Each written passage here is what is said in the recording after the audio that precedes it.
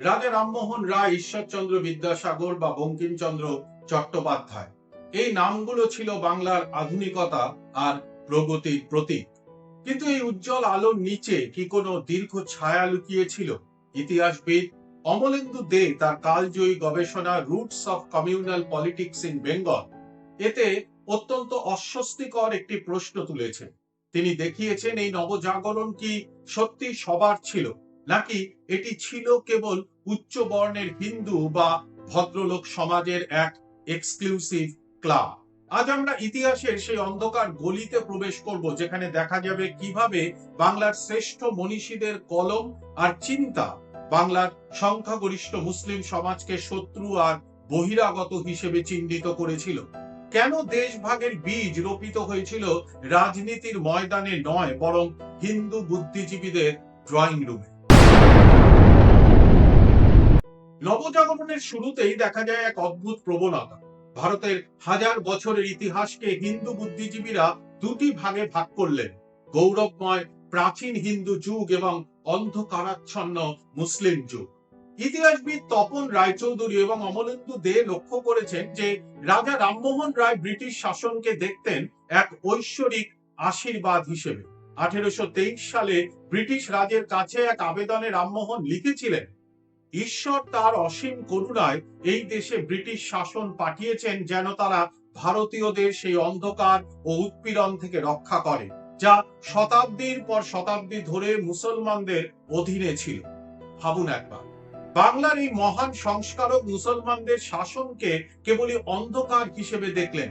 এরপর এলেন ঈশ্বরচন্দ্র বিদ্যাসাগর।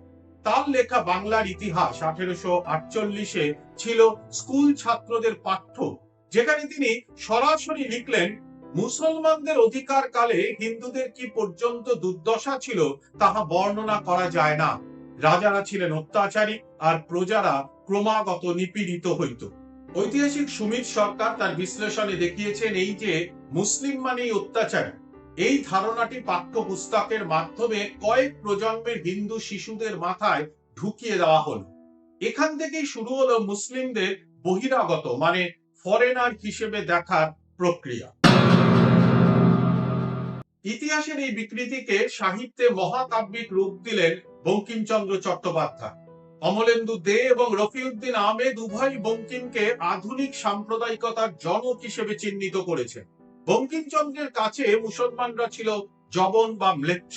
তার বিখ্যাত উপন্যাস আনন্দ মঠে তিনি ব্রিটিশদের নয়, বরং মুসলমানদের বিরুদ্ধে যুদ্ধের ডাক দিলেন।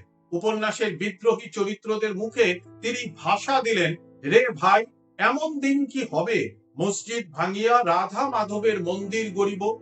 শুধু তাই নয়, বঙ্কিমচন্দ্রের বন্দে মাতরম গানটি দেশকে দুর্গা বা লক্ষ্মীর মতো হিন্দু দেবী রূপে কল্পনা করেছিল।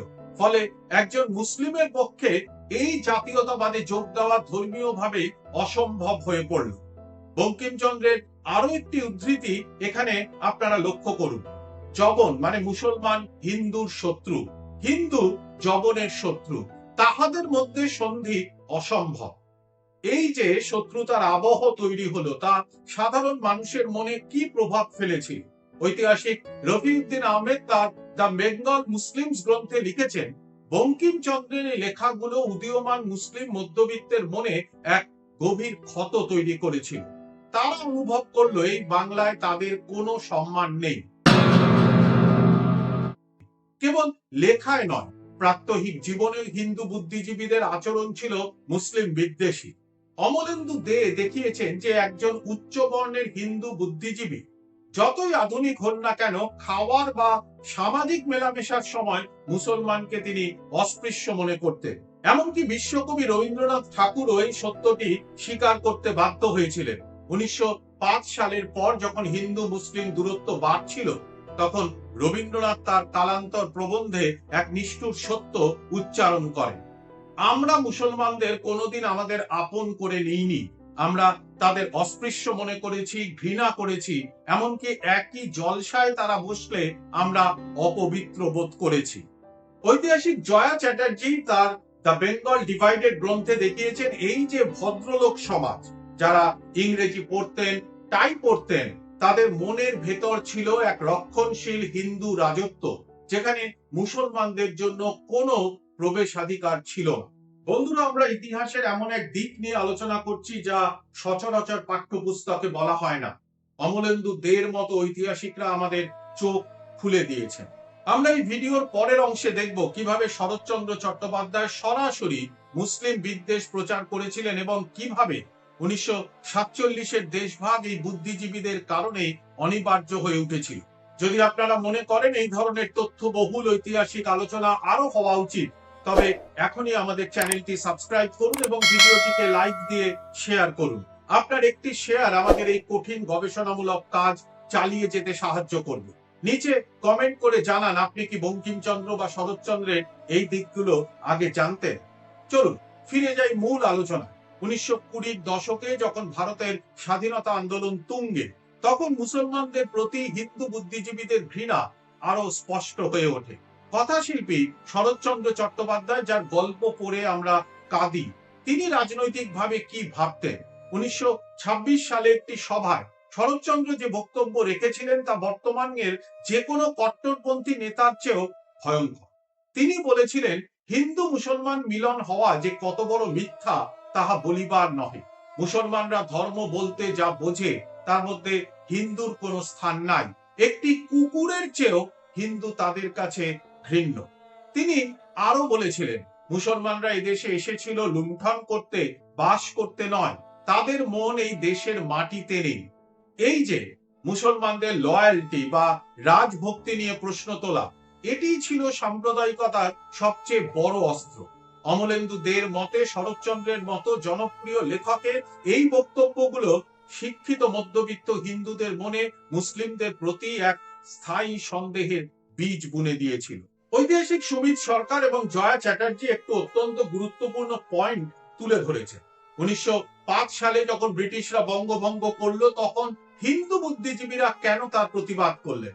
কারণ তারা ভয় পেয়েছিলেন যে পূর্ব বাংলায় মুসলিমরা সংখ্যাগুরু হয়ে উঠবে এবং হিন্দুদের প্রাধান্য তাতে কমে যাবে।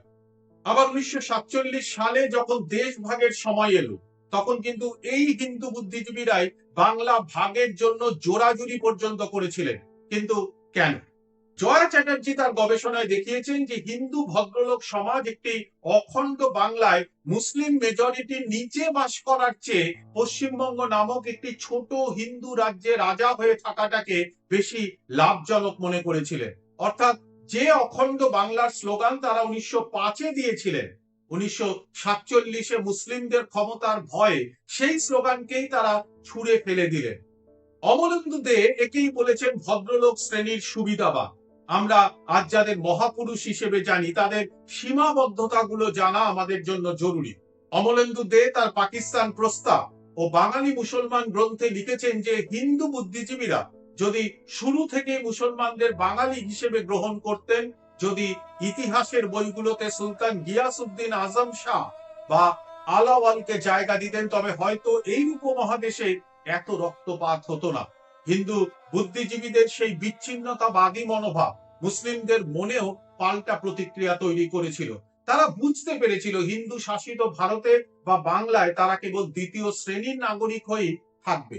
এই দীর্ঘকালীন অবজ্ঞা আর ঘৃণাই শেষ পর্যন্ত দ্বিজাতি তত্ত্ব বা টু নেশন থিওরিকে সফল করেছিল। ইতিহাসের বিচার বড় কঠিন। আমরা বঙ্কিমচন্দ্রকে তার শিল্পের জন্য শ্রদ্ধা করি, বিদ্যাসাগরকে তার সমাজ সেবার জন্য সম্মান করি, কিন্তু তাদের এই অন্ধকার দিকটি আমাদের স্বীকার করতেই হবে যে তারাই অজান্তে সাম্প্রদায়িকতার সেই ভিত্তিপ্রস্তর স্থাপন করেছিলেন যা আজও আমাদের সমাজে বিভেদ সৃষ্টি করে চলেছে। আজকের এই প্রামাণ্য চিত্রটি আপনাদের কেমন লাগলো? অমলেন্দু দের এই বিশ্লেষণকে আপনাদের চিন্তায় নতুন কোনো খোরাক দিল? আমাদের জানান কমেন্ট বক্সে। দেখা হবে পরের ভিডিওতে। ধন্যবাদ।